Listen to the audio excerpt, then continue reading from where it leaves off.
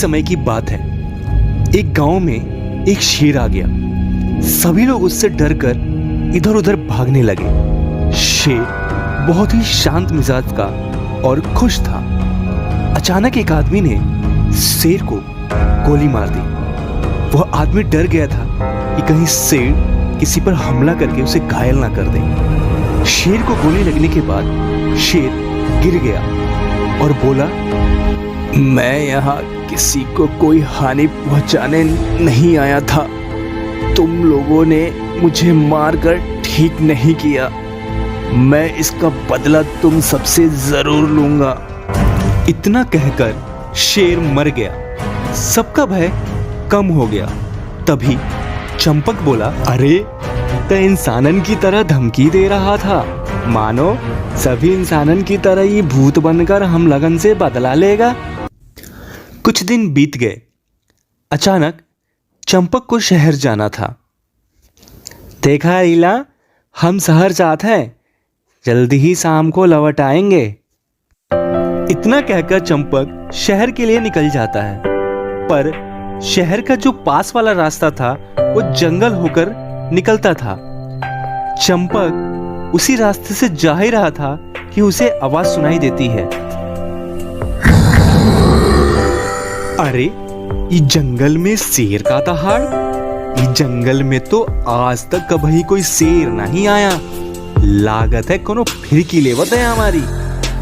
जैसे ही चंपक आगे बढ़ा, शेर का भूत सामने खड़ा। अरे बाप रे, ये क्या चीज है?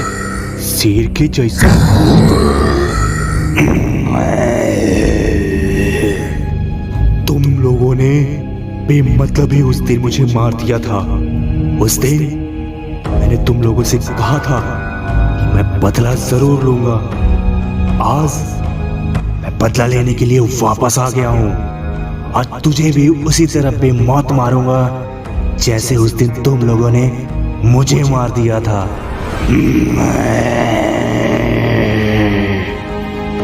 और फिर भूतिया शेर ने चंपक को मार दिया।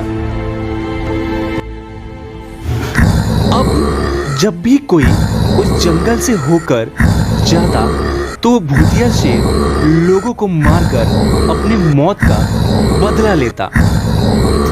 एक दिन मन्नू नाम का आदमी उसी जंगल के रास्ते से पहली बार शहर से गांव के लिए आ रहा था।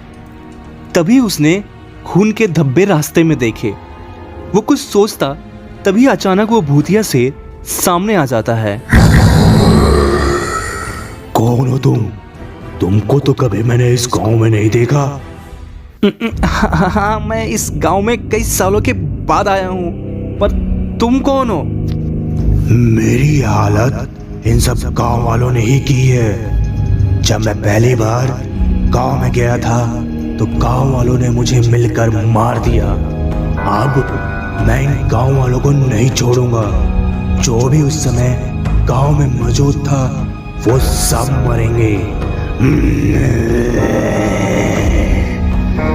तुम बेकसूर हो, इसलिए तुम जा सकते हो। मन्नू वहां से जल्दी भागकर गांव में आ जाता है और गांव वालों से कहता है, तो तुम सबने एक शेर को मार डाला था ना? अब वो शेर भूत बनकर आ गया है और सबको मारने की बात कर रहा था। जब मैं शहर से गांव आ रहा था तब वो मुझे मिला था। उसने मुझे बेकसूर समझकर छोड़ दिया। ऐसे दयालु शेर को तुम लोगों ने मारकर ठीक नहीं किया। पर कोई बात नहीं, जो हुआ सो हुआ, पर इसको ठीक करना होगा। अच्छा, लगता है फिर चंपक और बाकी गांव वालों को भी फिर उसी शेर ने मारा है। आज से उस जंगल के रास्ते कोई नहीं जाएगा शहर। कुछ दिन बीत गए। अब कोई गांव वाला शहर नहीं जा रहा था उस जंगल के रास्ते। यहाँ तो कोई भी नहीं आ रहा है। मुझे अपनी मौत का बदला लेना ही है। लगता है मुझे गांव में ही जाना पड़ेगा। रात होने का इंतजार करता हूँ। रात हो जाती है। भूतिया शेर गांव में आता है। तभी उसे वहां मन्नू मन्नू दिखाई देता है।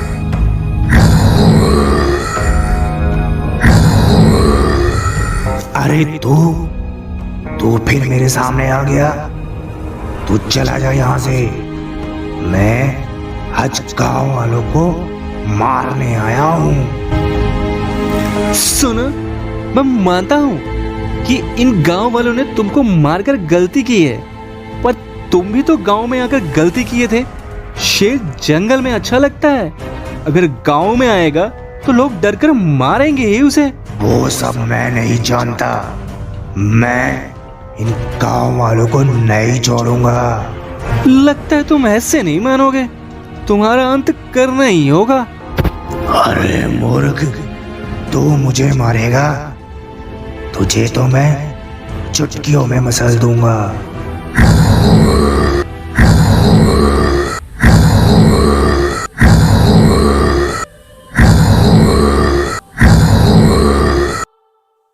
तभी सब गांव वाले वहां आते हैं।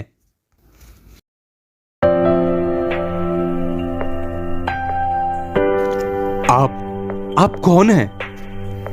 मैं इस गांव का रक्षक हूं। जब भी इस गांव पर मुसीबत आती है, मैं उस मुसीबत से इस गांव वालों को मुक्त कराता हूं। मैं वही हूं जिसकी तुम सब पूजा करते हो। इतना कहकर मन्नू वहां से गायब हो जाता है। मन्नू कोई और नहीं था, बल्कि उस गांव का ही एक पितृ था जो उस गांव की रक्षा किया करता था। इस तरह उस भूतिया शेर का अंत हो जाता है। तो दोस्तों, आपको ये कहानी कैसी लगी हमें कमेंट करके बताना ना भूलें, और वीडियो को ज्यादा से ज्यादा लाइक करें, शेयर करें और चैनल को सब्सक्राइब करना ना भूलें।